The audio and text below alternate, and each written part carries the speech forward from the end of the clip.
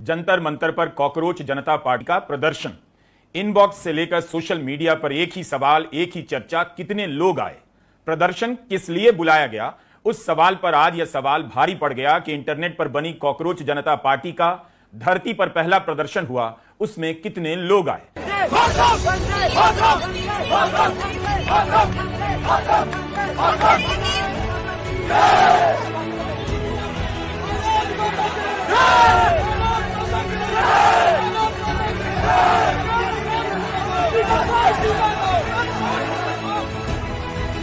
चालीस डिग्री तापमान, उमस भरी गर्मी, कोई कंकाल की तस्वीर लिए आया कि परीक्षा व्यवस्था की ऐसी हालत कर दी गई।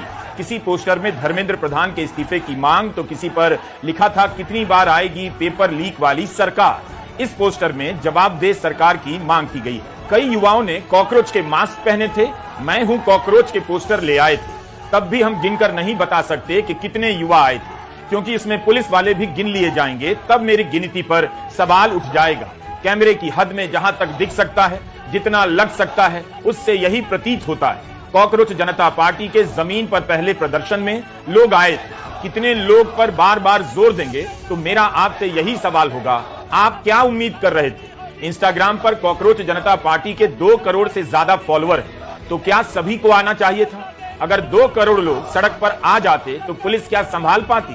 2 करोड़ का 10% 20 लाख होता है, वह भी छोटी संख्या नहीं। तो किलो में, प्रतिशत में और गिनती में बताना मुश्किल है कितने लोग आए थे। जो दिख रहा है उससे आप भी अंदाजा लगाइए कॉकरोच जनता पार्टी के पहले प्रदर्शन में आने वाले युवाओं की संख्या कितनी है। क्या इतनी नजर आ रही है कि आप इसे खारिज कर दें। यह फैसला आपको करना है, फ्लॉप है या हिट है। लेकिन मेरे लिए यह सवाल बहुत महत्वपूर्ण है कि कितने लोग आए। यह जानते हुए कि भारत की राजनीति में कई राजनीतिक दलों और नेताओं ने अपनी यात्रा 10-5 लोगों से ही शुरू की।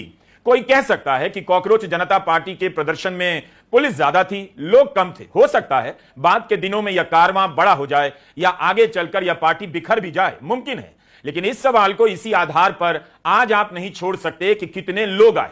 इस दिल्ली में 2014 के बाद से आंदोलन करना गंभीर अपराध जैसा बना दिया गया। किसानों को आतंकवादी कहा गया और 2 साल तक दिल्ली की सीमाओं पर सर्दी, गर्मी, बरसात में आंदोलन करते रहे, मगर दिल्ली में घुसने नहीं दिया गया। दिल्ली की सीमाओं पर कीले गाड़ दी गई, कटीली तारें लगा दी गई कि किसान दिल्ली में ना आ जाएं। देश का किसान डरा नहीं मगर टिका रहा। दिल्ली में ना आ पाया, मगर दिल्ली की गद्दी पर बैठे प्रधानमंत्री से माफी मंगवाई और कृषि कानूनों को वापस करवाया। लेकिन दमन इसके बाद भी नहीं रुका। किसान आंदोलन से पहले इसी दिल्ली में नागरिकता कानून को लेकर आंदोलन हुआ। संविधान की प्रस्तावना का पाठ हो रहा था, तब भी हिंसा भड़का दी गई और दंगा भड़काने के नाम पर कई सारे युवाओं को जेल में डाल दिया गया। कोई 4 साल तो कोई 5 साल जेल में रहने के बाद जमानत पर बाहर आया, तो कोई 6 साल से अधिक समय से जेल में है, जमानत नहीं मिली। उमर खालिद, शर्जिल इमाम, नताशा नरवाल, दिवांगना कलिता, सफूरा जरगर, गुलफिशा फातिमा, मीरान हैदर, खालिद सैफी, आसिफ इकबाल तन्हा, शिफाउर रहमान की जवानी जेल में कैद कर दी गई। उन पर जो कहर बरपाया गया, शायद उसी की सिहरन सवाल पूछने वालों की हड्डी में धंस गई है। उन्हें यकीन नहीं हो रहा कि जंतर मंतर पर इतने लोग आ सकते हैं। यह बहुत जरूरी हिस्सा है। इसी से पता चलेगा कि यह सवाल कहां से आ रहा है कि कॉकरोच जनता पार्टी के पहले भू प्रदर्शन में कितने लोग आए और कैसे लोग आ गए। 2014 के बाद से दिल्ली और देश भर में आंदोलनों का भयंकर दमन हुआ है। गोदी मीडिया ने उसके पीछे सोरोस और सोरोस के नाती तक को खड़ा कर दिया, पाकिस्तानी बताया। नोएडा में मजदूरों के प्रदर्शन की क्या हालत कर दी गई। परीक्षा को लेकर इसी देश के अलग अलग राज्यों में नौजवानों ने कितनी लाठियां खाई। अदालतों के चक्कर में पड़कर नौजवान हताश हो गए। एनएसयूआई ने कितने प्रदर्शन किए। इंडियन यूथ कांग्रेस ने, एआई समिट ने शर्ट खोलकर आंदोलन किया तो 9 लोग गिरफ्तार कर लिए गए। आंदोलनों के दमन और उनकी असफलताओं के कारण लोग इस बार बिल्कुल सही सवाल पूछ रहे हैं, क्या कॉकरोच जनता पार्टी के प्रदर्शन में लोग आएंगे या आने से डर जाएंगे। अभिजीत दीप्ते ने जेल का डर झटका तो है, बाकायदा ट्वीट किया कि अमेरिका से भारत आ रहा है। मोदी सरकार का रिकॉर्ड इतना अच्छा है कि कोई आंदोलन के लिए उतरता है, उसके बारे में इसी तरह के सवालों की कल्पना लोगों के मन में भर जाती है। सड़क पर उतरने की हिम्मत कर पाएगा या नहीं। मगर अभिजीत दीप के डरा नहीं। अगर कॉकरोच जनता पार्टी के प्रदर्शन में एक भी युवा नहीं आता, तब भी यह बात नोट करने वाली है कि एक नौजवान सबको जंतर मंतर पर आने की अपील करता है, जेल जाने से डरता नहीं और अमेरिका से दिल्ली आ जाता है। इसी के साथ यह सवाल भी वाजिब है, अगर अभिजीत दीपके का नाम मोहम्मद असलम होता तब क्या वह ऐसी अपील कर पाता? अकेला अमेरिका से दिल्ली आ जाता और जंतर मंतर पर चला जाता? जब तक एक समाज को लेकर डर है, एक समाज में इस बात को लेकर डर है, तब तक आप नहीं कह सकते अभिजीत दीपके का अकेला चले आना उस डर को नकार देना है। आप अभिजीत के साहस की निजी रूप से तारीफ कर सकते हैं, मगर डर तो तब दूर होगा जब अभिजीत या असलम कोई भी जायज सवालों को लेकर संवैधानिक तरीके से आंदोलन का आह्वान कर सके, कोई गद्दार ना कहे जेल में ना डाले। हमें प्रोटेस्ट पे स्कूल करना है, शांतिपूर्वक करना है। बहुत सारे लोग हैं, बहुत सारी ताकतें हैं जो चाहते हैं ये प्रोटेस्ट फेल हो जाए।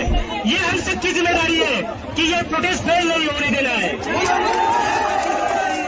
इसके बाद भी अभिजीत दीपके ने डर को नकारा है। अभिजीत ही नहीं, अगर किसी वेदांत, सिद्धांत, निसर्ग को किसी से डर नहीं लगता, बहुत बड़ी बात है। भारत के इतिहास में, एंटायर पॉलिटिकल हिस्ट्री में पहली बार हुआ जब देश के बच्चे प्रधानमंत्री को चैलेंज कर रहे हैं, आपका सिस्टम गलत है। स्कूल के बच्चों से किसी प्रधानमंत्री को मात खाते आपने कम से कम भारत में नहीं देखा होगा। बच्चे आगे आकर बोल रहे हैं और प्रधानमंत्री नरेंद्र मोदी चुप रह जा रहे हैं। अभी तो सेकेंडरी स्कूल के बच्चे बोल रहे हैं। अगर धर्मेंद्र प्रधान का इस्तीफा नहीं हुआ, स्कूलों की हालत ठीक नहीं की गई, तो प्राइमरी स्कूल के बच्चे भी प्रधानमंत्री नरेंद्र मोदी से हिसाब मांगेंगे। सीबीएसई के मसले पर सीबीएसई के स्कूलों के एक प्रिंसिपल की आवाज सुनाई नहीं दी। एक ने भी नहीं कहा कि उनके छात्रों के साथ गलत हुआ। क्या यह शर्मनाक नहीं? बड़े बड़े स्कूलों के प्रिंसिपल डर के मारे चुप